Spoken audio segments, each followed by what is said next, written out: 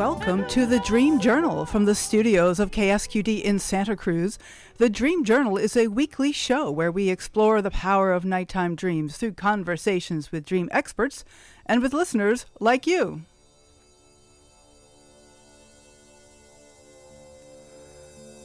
In the words of Carl Jung, who looks outside dreams, who looks inside awakens.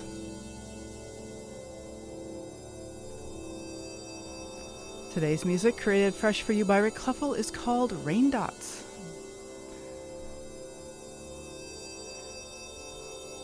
Humanity balances between two paths, self-destruction or self-revelation. Our guest, Christine Barrington, describes this critical inflection point and argues that dreams awaken us to the realm of purpose and meaning. I am your host, Catherine Bell of Experiential Dreamwork, and welcome to the Dream Journal. We are also a weekly podcast. You can subscribe, rate, and review anywhere out in podcast land. But most importantly, tell your friends. The whole idea of this show is to get folks talking about dreaming. So why not start out by telling them about this podcast? The Dream Journal archives are also available at ksqd.org/the-dream-journal. Plus, we are on PRX, so if you've subscribed there, look us up, or maybe contact your local community radio station about syndicating the Dream Journal. Christine Barrington has worked as a psychotherapist and transformational coach and is a seeker who has invested years searching for answers underlying the challenges of human existence. She asks, will we make it to a safer age? And Christine, what an amazing question is that? Yes, and I, in my seeking, I've always been incredibly fascinated with the question of science and spirituality. How do they relate? And I am not alone in this fascination. There are so many people that are captivated by this idea. And so there are many of us seekers out there. I was raised in a pretty religious household, and my father was an engineer and introduced me to Carl Sagan and cosmology at a very young age, and it captivated me like it does so many people. So I ultimately became a psychotherapist because I had these extraordinary dreams as a young person and wanted to understand them, discovered Carl Jung, fell in love with his ideas, and onward we go. And so as I've been watching humanity's race, it just feels like we're racing toward a precipice, right? And it can be so depressing, heartrending. But I was contemplating one day the kind of arc of history and saw these parallel curves, shifting exponentially upward. And one was this exponential curve toward self-destruction, which I believe started with industrialization, but going right parallel in lockstep with it. And listeners can't see me, but I'm tracing this arc with my hands. Our liberation is like a liberation knowledge, right? So I want to trace this arc for people because it seems like something is going on where we really have a choice. We are not left alone to face this specter of annihilation that's coming toward us. I believe we have very good reason to be quite alarmed, even terrified, but there is also a great reason to be hopeful, I think. And that's where we want to end today, and that's the journey I'm going to take your listeners on. Well, I'm ready for some more hope, so that sounds wonderful to me. Great. Okay. So this arc, so of course, I feel the arc of basically, I'm going to paint industrialization and psychology to begin with, right? So in the late 18th century, we had industrialization. It was born in Great Britain. And then we had Mesmer in France. Hypnosis. This was one of the first really powerful Western explorations into the inner world. But Mesmer had some pretty far-fetched ideas, but people were very curious about hypnosis. And the first person who I think is very, very significant and that most of us haven't heard of is James Braid. He was a Scottish surgeon, and he wrote the first book on hypnotism. But more importantly, he was exposed to ideas of Eastern meditation, and he wanted to debunk Mesmer's idea of this like fluid of animal magnetism that's flowing through the cosmos, and that's what causes people to go into this trance. James Braid said, no, I want to apply the principles of science. This is a meditative practice like people have been practicing for thousands of years. You do not need an outside person to put you in a trance. You only need to focus single-mindedly on one thing and calm and quiet your 5 senses, and then you can drop into this other realm that has these amazing effects that people discovered in hypnosis. And we're going to return to this idea because meditation is a big, big key. There's much more to it than a lot of us might think. All right. And so then we have, the American Civil War happened, and it shocked the world. Our capacity to annihilate 750,000 Americans died. It's staggering. And then we went to World War I, right? Exponentially more, 11 to 35 million people. World War II, 55 million, 70 million, wow. Just absolutely staggering. And then we have the nuclear bomb, scared the bejesus out of us. So, meanwhile, the hypnosis thread continues, and we had Jean-Martin Charcot, okay? And he endorsed hypnotism for the treatment of hysteria, and then he had this very amazing student named Pierre Janet. And Pierre Janet became a teacher. He was a mentor to Freud and a teacher to Jung. And he was a physician, a philosopher, and one of the first people to see a connection between events and a subject's past experiences and trauma. So the birth of trauma theory is very, very important in all of this. And he coined the words dissociation and the subconscious, and he provoked interest in the subconscious realm and sparked the thread that would lead to modern psychology. Now, who's the name of this person? Is Pierre Janet. Oh, have not heard of him. Oh, yeah. And he was very influential with Jung and helped Jung come up with the idea of the complex. Okay. And then Joseph Breuer was a mentor to Freud, and he was a physician and made discoveries in neurophysiology. And he is the one that developed the idea of the talking cure.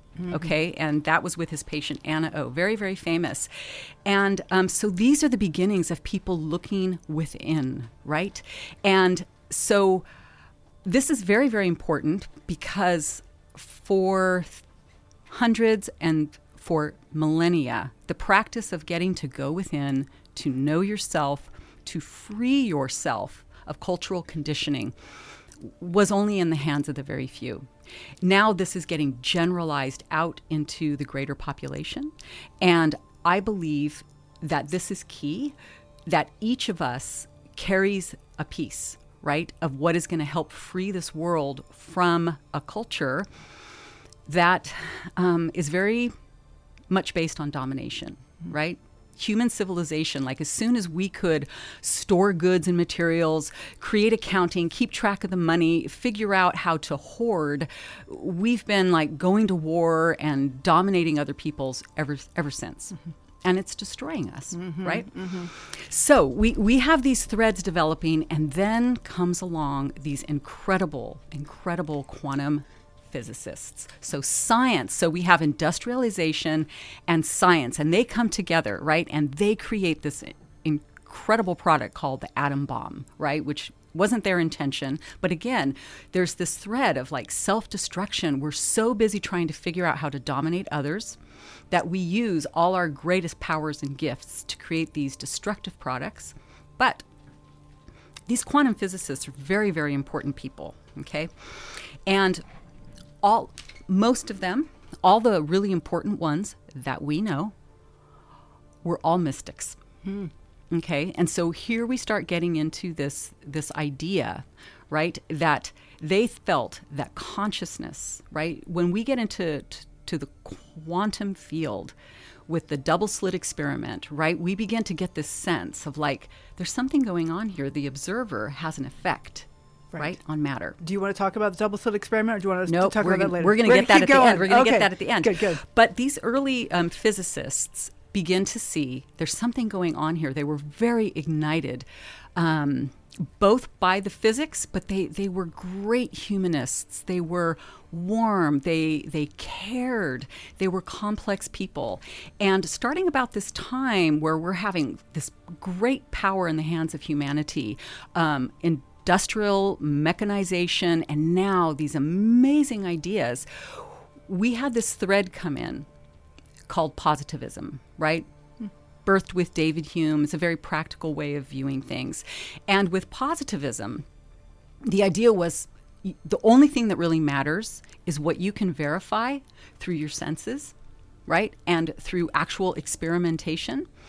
And if it can't be verified through your senses, just ignore it and don't talk about it. And this is where in science we began to have this incredible antipathy, right, toward anything metaphysical.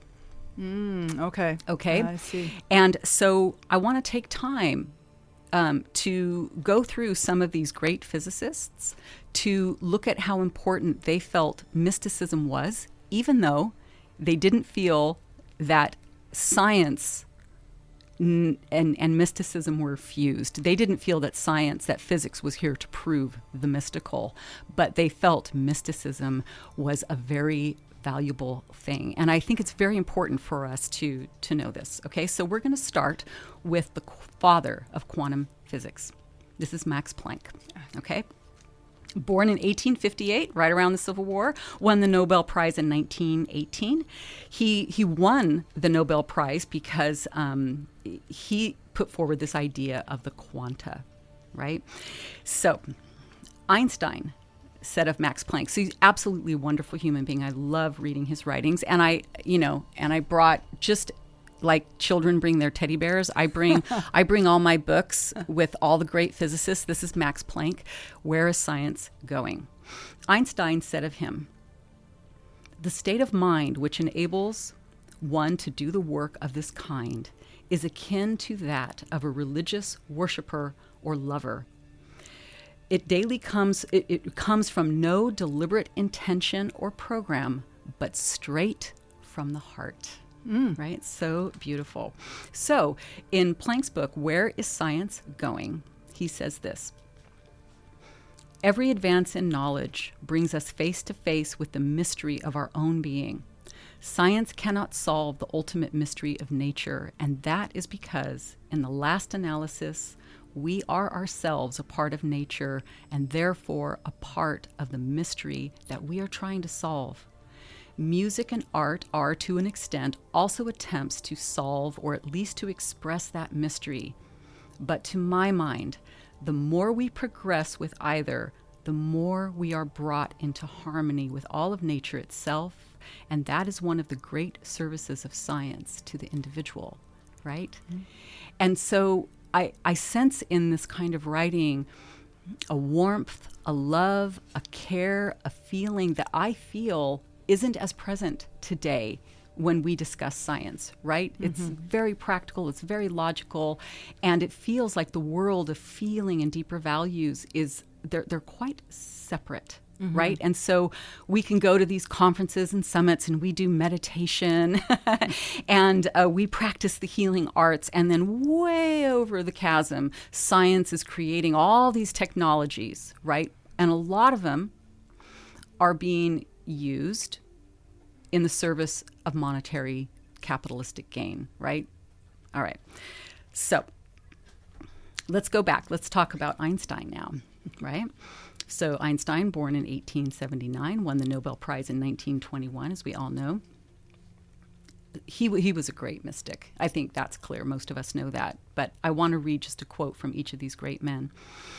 There is a stage of religious experience that I shall call cosmic religious feeling. It is very difficult to elucidate this feeling to anyone who is entirely without it, especially as there is no anthropomorphic conception of God corresponding to it. How can cosmic religious feeling be communicated from one person to another if it can give rise to no definite notion of God and no theology? In my view, it is the most important function of art and science to awaken this feeling and keep it alive in those who are receptive to it. So I'm seeing you're looking kind of amazed there, right? I am. I mean, this is a hardcore physicist who invented quantum theory and relativity and all that. And the most important thing is to awaken the sense of mysticism, or I think the word that cosmic religious feeling. Thank you. Yes, cosmic religious feeling. It's quite beautiful, right? It is. It is. All right. So now let's go to Erwin Schrödinger. Okay, one of my favorites. He's the most mystical of all the quantum physicists. He loved Vedantic philosophy. And he argued that even as a scientist, viewing the world through a metaphysical or philosophical end isn't necessarily mutually exclusive to scientific reasoning. Okay, that's not something that you will hear a lot of today. Okay, so here's a quote from him. Although I think that life may be a result of an accident, I do not think that of consciousness. Consciousness cannot be accounted for in physical terms, for consciousness is absolutely fundamental. It cannot be accounted for in terms of anything else.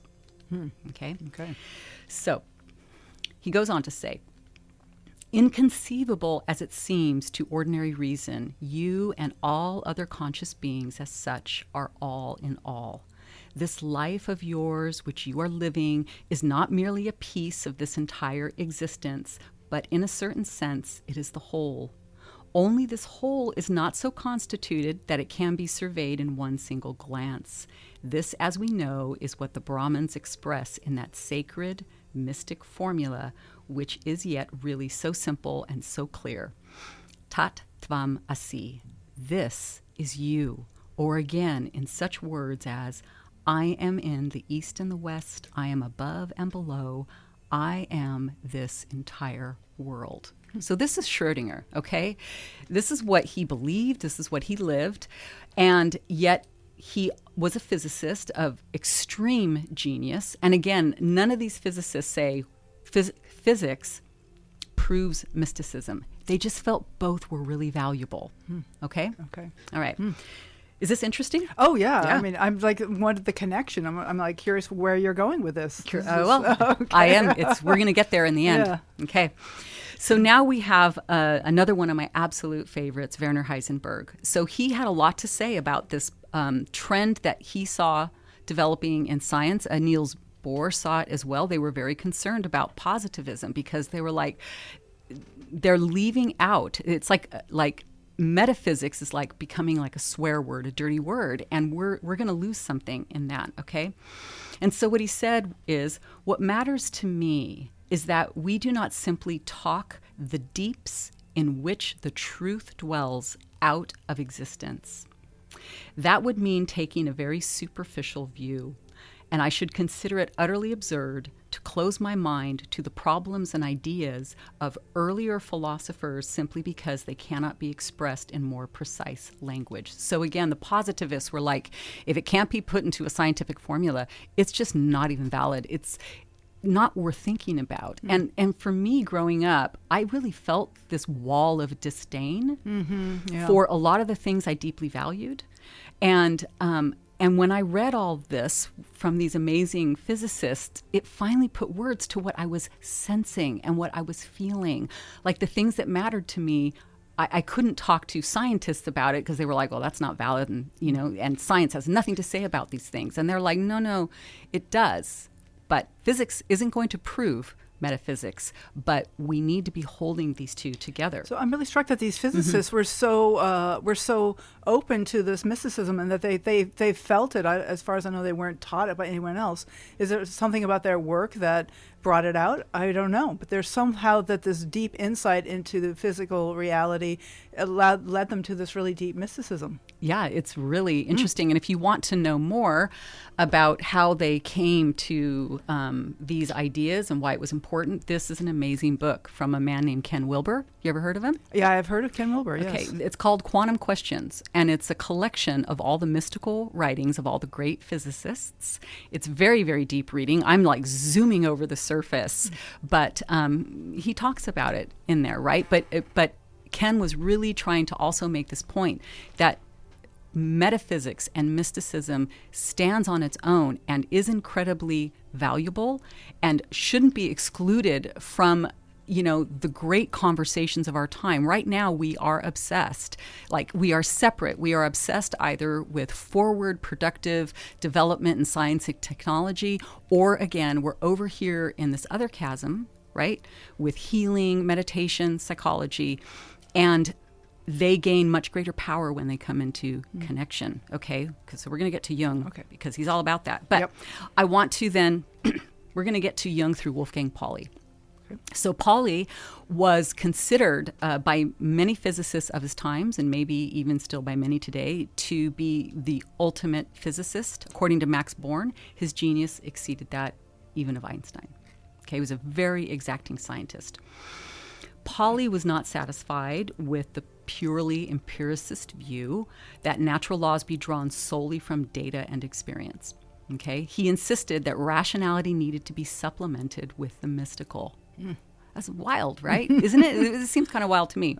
So he said, from an inner center, the mind seems to move outward in a sort of extroversion into the physical world in which all happenings are assumed to be automatic, so that the spirit serenely encompasses this physical world, as it were, with its ideas. This mysticism is so lucid, it seems out beyond many obscurities which we moderns dare not and cannot do. Okay? This is really, deep and far-fetched stuff, but Wolfgang Pauli was a great friend of Carl Jung. Okay? Okay. And to me, as you might know from discussions we've had before, to me, Carl Jung was perhaps one of the absolute most important thought leaders of the modern era. So many very important cultural advances in psychology came from him, all kinds of ideas. But Wolfgang Pauli and Carl Jung were great friends. They published papers together. They came up with the concept of synchronicity together, right? And Carl Jung was always talking about the importance of bringing opposites together, right? Right. That when you bring Jung called it the transcendent function, that when you bring these irreconcilable opposites into union and you hold them there and they war with each other, right? There's all this conflict. And we see that with spirituality and science, right? There's so much opposition, but he's like, bring them together, bring them into contact. There will be all this tension, but eventually a third thing will arise that will reconcile the two and give birth to something entirely new and healing. So this is the tension of the opposites, and why it's valuable to hold the tension of the opposites for that third thing to arise. Right. And he often, and so now we're getting into the realm of what your show is about, right? The realm of dreams. And so often, in dream interpretation, Jung would be looking for those oppositions in a person's being. And very importantly, that all the most important things come through us facing our shadow, right? Do you think we have a lot of shadow to face in our culture right now? Oh my goodness, so much. Yes, we do. Right. And so with this, we have, again, so I started off with this idea that there's this like explosion of industrial might, scientific knowledge, that a lot of it is getting used in service of this incredibly dominating and destructive culture we have, right? That right now seems to value short-term monetary gain almost above everything else, okay? And so, but at the same time, now we have Jung. And I've sort of skipped over Freud. Freud was very important, but Freud's psychology, I believe, was really about Freud's psychology. Okay?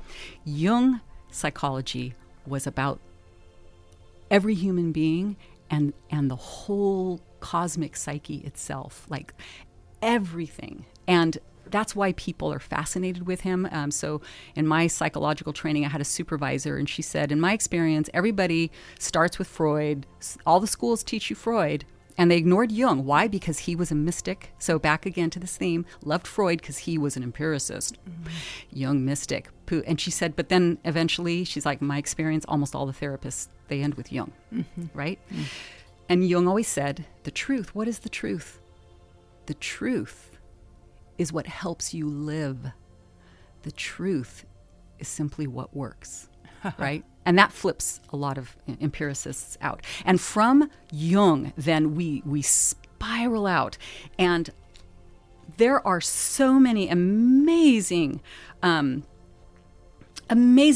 healing ideas, right, that we have now. So just to name a few, right? So neurophysiology, right? Our knowledge of the brain and how the brain works, that's science. And that started with Joseph Breuer, right? We have so much knowledge about how our brain and body works. We have attachment theory, right? Which is really all about love and how necessary love is for human development. We don't stress that enough, right? Like, we could get into that. The Enneagram typology, Jung's typology, very, very powerful tools in people understanding themselves. Okay, we have family system psychology, parts therapy, somatic experiencing. We live in a golden age of inner knowledge. If we want to liberate ourselves, there is no reason for us to stay stuck, miserable, and unhappy. You just throw a rock into the pool of psychological knowledge, and you will bring up something that's very valuable and very liberating. Okay? So as we march along. Yes, right? Well, this might be a good place to take our break, because what makes you happy? Like, that is the question. It's like, and what the truth is what helps you. The truth is what works, not what you can see and taste and touch, because often if we're unhappy, we don't see that. We don't feel that. We don't know what that's like. And yet we can experiment and find out what works. We can follow our dreams and see what works. Right. So we're going to get back to Christine. Do you want to do a little plug for the second half before we go to our break? Well, in the second half, where we're going to land is like where the early quantum physicists were like, physics and mysticism are separate. We want to be exploring them both. They're both really valuable. Consciousness is fundamental, but that's just a mystery. Well, we're going to end on a physicist who is proposing how these things get united and who has a lot to say about dreams as well. Okay. All right. Thank you. This is Christine Barrington, and you are listening to The Dream Journal at KSQD. In fact, we are broadcast live from the KSQD studios in Santa Cruz and co-broadcast live in San Jose by KCXU. My name is Catherine Bell, and you are listening to The Dream Journal.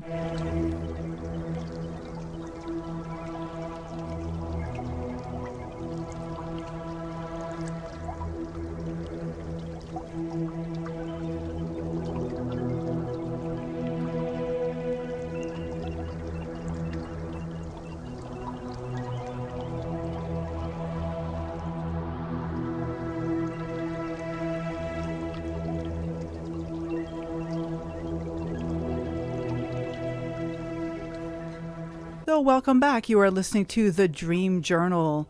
I'd like to say that next week we are going to welcome Edith B. Kiss, a holistic trauma therapist who has a lot to say about how dreams help in our evolution and healing of trauma.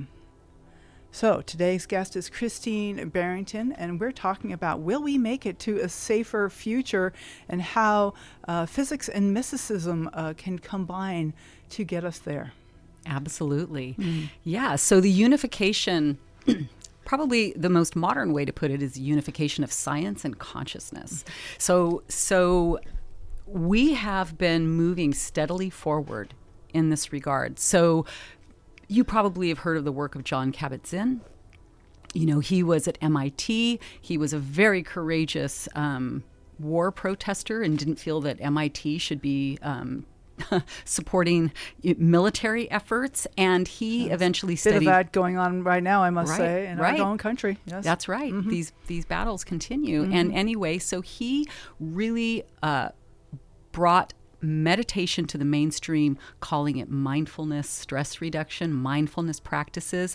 But this began kind of an explosion in America of people very generally being interested in what's going on inside of themselves. And this is a very important development. So going back to James Braid, the Scottish surgeon, back before the Civil War, talking about hypnosis and that we can achieve very profound and powerful states of consciousness by turning inward. And this, to me, is the parallel to the strain of like might and destruction, the lowly individual and their ability to turn inward. And Jung really took that to a very powerful place by getting people to pay attention to their dreams. Now, another person who is very important right now in the field of consciousness, the unification of science and meditation, is Joe Dispenza. Have you ever heard of him? Yes, right? I have.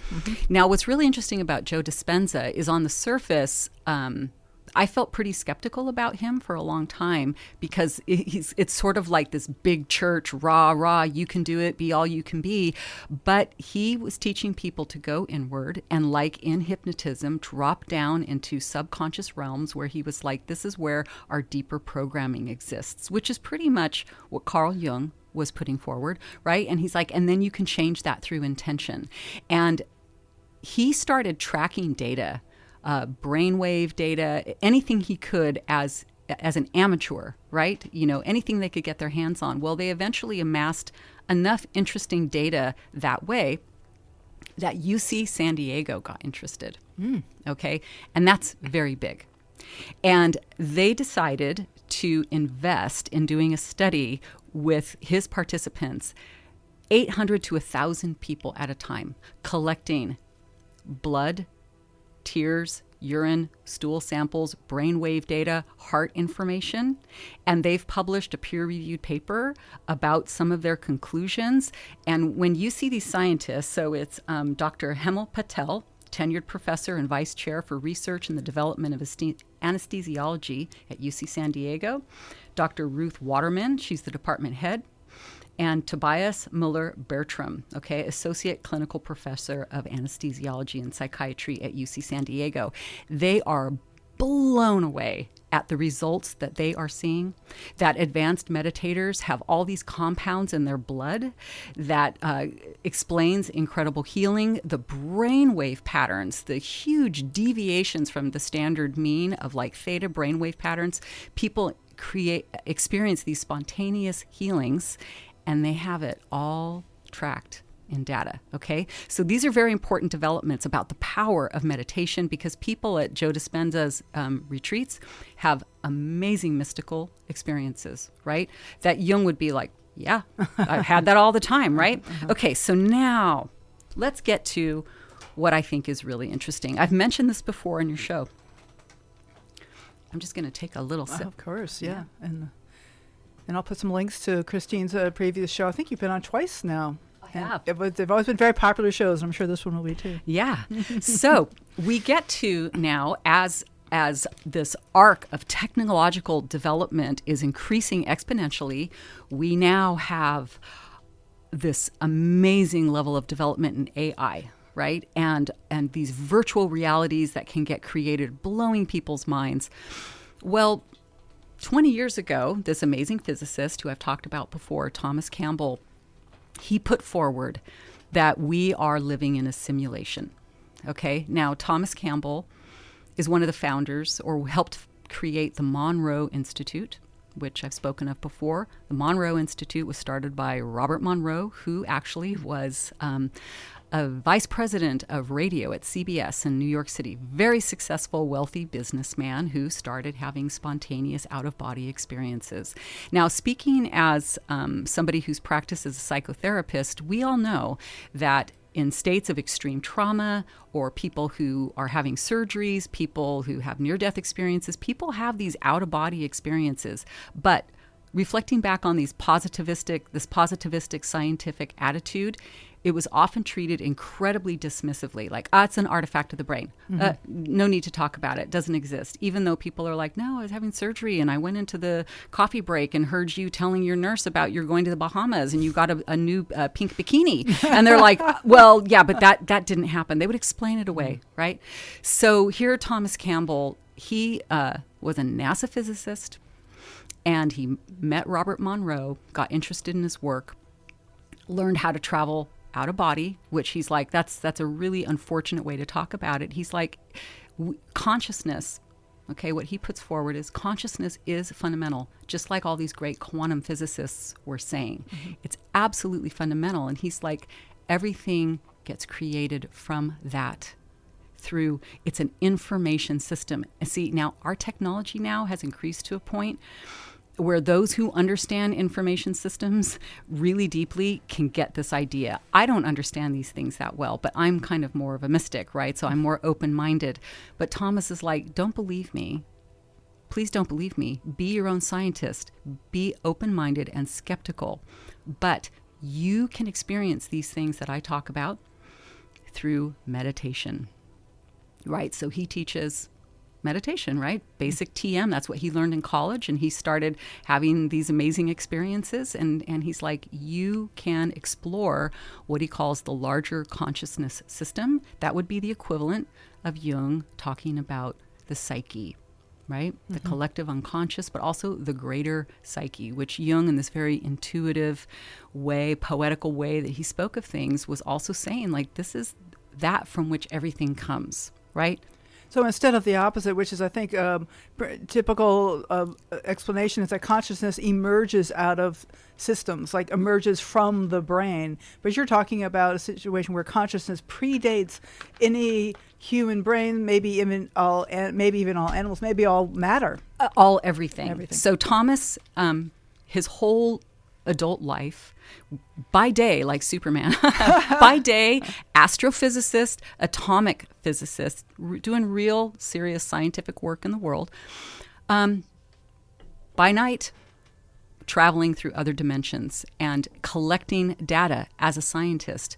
When he retired from physics, he wrote an 800-page trilogy called My Big Toe. Okay, and you can see this in my copy, dog-eared, very well read, lots of underlining, very serious journey to undertake. He puts forward a theory of everything, and he says this is a simulation, and when physicists are willing to accept that, then all kinds of paradoxes get resolved, and he puts that forward. I'm not going to present these ideas. What I want to talk about is the fact that he has proposed 3 new double-slit experiments, okay? And Cal Poly and a major university in Canada are conducting these experiments. And if they were not incredibly intelligent and really well-designed and putting forward a very compelling idea, those institutions would not touch them with a 10-foot pole, okay? So this is very, very significant. Right? And so if these experiments work the way Thomas has proposed, it will be a major step forward in getting people to pause and say, maybe it's true. Okay? Maybe we live in a simulated world. Now, why? Why? Why would we live in a simulated world? What's the point? Yeah, what are the implications? I mean, these are, so what Thomas puts forward is an idea that anybody who's a consciousness seeker has heard before. So he'll say, what I'm going to say, he's like, I don't have a corner on truth. I'm expressing what I observed, what I experienced, and I'm giving language to it. Others have put it forward in different words, in different images, okay? And so what he says is consciousness is absolute. It's the fundamental. And the other fundamental process is evolution, forward orders of greater organization and development. And that consciousness itself, right, in order to evolve, creates ever more complex fractal processes, creates. And one way it continues its evolution is by splitting off portions of itself, and they begin to spin off and evolve. So like, think of it in terms of this. We have a tech scientists, they're creating these AI entities, and one day the singularity happens. Our AI becomes conscious. It is aware and can make choices. Its consciousness has been created, right? And then that consciousness is going to continue to develop and evolve. Now, in Thomas's words, well, the absolute, unbounded, manifold consciousness splits pieces of itself off so they can evolve and contribute to its greater evolution.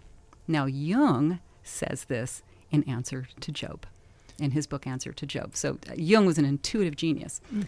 Do you have any? You have a look on your face. Do you have a question? I am flabbergasted. Yeah. I mean, is there a way, how can we, is there another way I can think about this? Like the whole idea that I'm living in a simulation, that this is something that was created. I mean, are we back to creationism now, where everything? Isn't that it? And that's the reaction. It's like, you know, the excesses of organized religion, okay, have been so horrifying. Let's just be straight. Like, I'm sorry. Science emerging out of that horrific miasma of like persecution, you know, I mean, really organized religion in many ways just was a power structure, especially Christianity in many ways, you know, came out of Roman power structure. We don't want to analyze all the religions, but there was so much violence, so much domination. When science came out of that and shook off religion, for many of us, like, ooh, we don't want to go back there, right? We don't want that.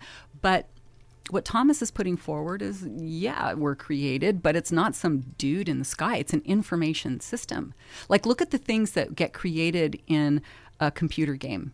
Like, original creatures can get created that would have nothing to do with the human being creating them, right? So he's not suggesting there's some God that's like a human being. He's like, it's an information system. And we are here to grow up, like, by becoming more love. We're here to learn how to evolve ourselves, and our own evolution contributes to the greater evolution of the system. And he's like, and there's many, many, many dimensions, okay, of different kinds, but this is a physical reality dimension with a very tight rule set. Like when you play a game, it has rules, right? Well, this place has rules. So there's gravity. All the laws of physics are part of our rule set, you know, and it's a very constrained environment. So he's like, you know, just like when our kids go to kindergarten, it's a very constrained and protected environment so they can learn. He's like, if you're in a physical reality, you're in kindergarten. He'll never use the word soul. He just says you're an individuated unit of consciousness, but you're learning and you're growing, and you are part of an arc of eternity, of consciousness evolution. This is nothing different than what the Buddhists talk about, okay, right? So you're not saying that there's some entity that created this whole thing, because when I think simulation, like you said, I think of a programmer creating a bunch of rules or a system. But if it's just something that arises spontaneously, and yet we are part of that evolution, like we are part of the information system ourselves, then that's a little bit of a relief, because I'm thinking of like who created this whole thing, but you're saying that it just arose, this information system that we're part of and that we're evolving as consciousness is something that's evolving, like maybe we're evolving toward, I mean, there is no endpoint. I don't think evolution has an endpoint, but there's some way that that we are, I don't know, arising. It's like hard to think of a metaphor. Like there's a way that we are moving toward, like love, as you're saying, is right. an important thing. Right. The idea is that this is a school where we learn what are the most effective mechanisms of evolution, right? And we learn through experience. Like we learn that when we hurt others, when we are destructive, we learn. Now, let's get back to one of the developments that have happened in this past 100 years, which is the huge growth of the near-death experience community. I was going to It's a huge body that. of knowledge Yes. that we wouldn't have access to Yeah. if we hadn't had this huge growth of technology, right? Mm-hmm. So technology and science are zooming ahead, and there's negative and positive consequences of it. And one is that we can all talk to each other en masse. Well, there are thousands of people who have come forward and talked about, this is what I experienced when I died. And there is consistently, not every time, but almost every time, they're like, ooh, I had this life review, and I experienced my impact on others. Okay? It's a relational system. And so Thomas is like, of course we reincarnate, because we're learning, and you can only learn so much in a lifetime. So you learn, and then you review your lessons. So if you lived life as a negative, destructive person, you see that impact, right? Because you experience it. What blew my mind when I read all these near-death experiences, it kind of gave me the shivers, was people were like, I experienced the impact I had on others from inside of them, right? So when I did this terrible thing, I experienced it as them, and I never want to do that again. Right? Never want to do that again. So there's this deep process of learning. So Thomas kind of confirms a lot of these things, but he's like, don't believe me. He's like, use the discipline of science, the spirit of science to conduct your own experiments. Be disciplined like a scientist, right? To quiet the intellectual mind and go into deep states of meditation where you access like profound, creative, intuitive states, right? That takes a lot of discipline. Anyone who's tried to meditate and quiet their intellectual, right? You know how hard it is. So hard. Like this is like serious Jedi work, okay? So now Thomas does have stuff to say about dreams, and I brought in a couple of clips, okay? That'll be great. Let's hear Thomas talking. This is the physicist Thomas Campbell. No, all dreams. There you go. Dreams are not the same. There are those dreams that are created by the LCS, and mostly those are dreams of learning, dreams where you're put in a situation where you have to make choices, dreams that give you a situation where you have to learn something. Like sometimes people will get a series of dreams that seem to always put them in a very frustrating situation. You know, they need to get someplace, but it seems to be impossible. Or every time they try to, they're selling their house, but they can't seem to ever get it cleaned up and ready, but today's the day of the sale and nobody's cooperating, and just dreams of frustration. Well, those are dreams that the system gives you because dealing with frustration is part of growing up.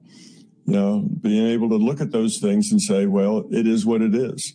I'll have to deal with it, and I'll be late or whatever will happen. It'll have to happen. And that's the way it is, kind of accepting things as they are and going on, rather than getting more and more frantic and more upset and blaming everybody else for it not working. And, otherwise a big ego response. So those are dreams, particularly, that you're getting lessons when you get similar dreams. It won't be the same dream necessarily, but similar dreams, and they all have this same sort of theme to it, is that you're in charge and everything is falling apart and you just can't seem to get it to all go right. And the harder you try, the worse it gets. And that's just one set of dreams. There's all kinds of series of dreams that you can get. Some of the series of dreams have to do with you jumping to a violent solution immediately. Oh, this thing doesn't seem to work out right. Oh, these are really bad people. And instead of trying to deal with that in some other way, the first thing you do is, whip out your great sword of truth and start, hacking away, at the evildoers. And, that's a series of dreams that you get to help you get over the violence is the first choice solution. So anyway, there's lots of dreams that are given to us, and you tend to know them because they're little, almost like skits, little vignettes, that there's this little thing, there's something going on, there's issues you have to deal with, things you have to do, and it's just a setup, like you just find yourself there. There I am, and I'm in this house, and it's still got all furniture and big messes in it, and the people are coming to take it over in 3 hours, and you just sit in this situation. Or you're a short order cook, and suddenly 300 people converge on your little stand, and you have more orders than you can possibly take care of, and you start getting flustered. It's just, or there you are on the third story of a burning building, and you wake up and you notice it's burning. So what do? These kinds of things are little stories, little skits that you're thrown into to see how you'll react. And the neat thing about dreams is how you react is how you really are. Unless you're lucid in your dream, you're reacting right out of your being level. So the things you do there are the way you are. Great. So, yeah. I agree with that. I mean, that's it. So the learning continues in our dreams, is what you're saying. The learning while we're alive, learning while we're dreaming. Yeah. So he uses a couple of terms there. The larger consciousness system, which he says is the greater information system, which is aware of everything that it's created. Like in My Big Toe, 800 pages, a lot to learn there. He talks about how time works in all these different dimensions. Really fascinating stuff. And really it's about, that, we are operating at a very slow time scale compared to the greater system. It can track everything. And so it is interacting with us. And I've heard guests on your show talking about, as they became more adept in the lucid dreaming states, they began to be aware of an intelligence, of something interacting with them. This is what Thomas is talking about. You don't even have to be lucid to have those kind of interactions. He's talking about these mundane dreams, and maybe he talks elsewhere about these sort of divine dreams, where even in the mundane dreams, often a divine character will kind of come in, and there's something about the greater consciousness there. Right. And then he closes on, and in these dreams, like, this is you at the being level, right? And this is what he really values, and he's trying to get people to understand. Pay attention to who you really are. Your evolution it happens at the being level, not at the performative level. And dreams help us see, like, what we're actually doing. So we're going to need to wrap up. And I want to say, if people are interested in Thomas Campbell's work, he has an organization called the Center for the Unification of Science and Consciousness, and it has this goal of creating the largest, most positive paradigm shift humanity has ever experienced. Its vision is to unify physics and metaphysics, mind and matter, the normal and the supernormal, and all this will be accomplished with an overarching science of consciousness. And these universities are conducting these experiments, and this organization is specifically to support those experiments, because if successful, it will help establish this idea that we are living in a simulation, and spur dialogue around this, and hopefully get people thinking about this bigger picture reality, which is about the evolution of our being. So the webpage is CUSAC.org. It'll be in your show notes. And this symposium is happening September 29th through October 3rd. And there are going to be some amazing people there, like Rizwan Virk, MIT computer scientist who wrote Simulation Theory. He believes we're in a simulation. Donald Hoffman from UC Irvine, who believes like consciousness is fundamental and talks about it very powerfully. There are going to be these amazing minds talking about this, and people can come and take part and ask hard questions and get some really lucid answers. And I also include, hopefully you put a link on your show notes, to lectures that Thomas gave in 2016, laying out all the science behind these experiments. It's very interesting to listen to him and watch those. And for people with very serious minds who might have listened to this and thought, wow, what a bunch of hoo-ha, well, check him out and you will see he is the real deal. Okay, Christine, this is really amazing, and I am so glad to have you on the show. Once again, my mind is exploding, which I love about this show. Whenever my mind explodes, and I just can't wait to listen to it again. So I'm like, what is all this? And listen to some of those videos. So I am the CUSAC.org. CUSAC.org. And this symposium is going to be held in Huntsville, Alabama, which is Rocket City. Now, Thomas lives near there. This is where Wernher von Braun worked to develop the Saturn V rocket that took us to the moon. And in July 1969, Neil Armstrong said, one small step for mankind, one small step for man, one giant leap for all mankind. And I say, isn't it time that we take that giant leap?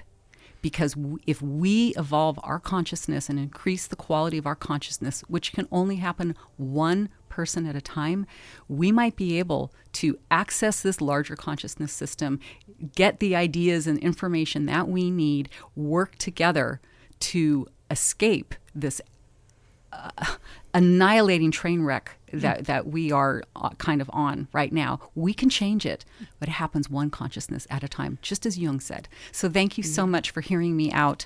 Absolutely. And, Christine, thank you. It is inspiring. And the road to salvation, the road to survival, shall we say, is happens on one Zafu at a time. Yes. Thank you so much. Okay, so thank you so much for listening. The Dream Journal is produced at the studios of KSQD in Santa Cruz, and we are live every Saturday at 10 a.m. Pacific at ksqd.org. The podcast is released on the Monday after the show. It keeps us growing when you subscribe, rate, and review. I'm Catherine Bell. Find out more about my dream coaching practice at experientialdreamwork.com. Email me at catherine@ksqd.org. That's KATHERINE@ksqd.org. You can follow Experiential Dreamwork and hashtag the Dream Journal on Facebook and Instagram to find out about upcoming shows. I'd like to thank Howard Feldstein for being the engineer today, Rick Cleffel for music creation, and Max Deaton for manning the phones out there, though we had plenty to cover in here this week. The intro and the outro pieces are both by Mood Science. Tomorrow morning when you wake up, take a minute to write down your dream and bring it to the next Dream Journal.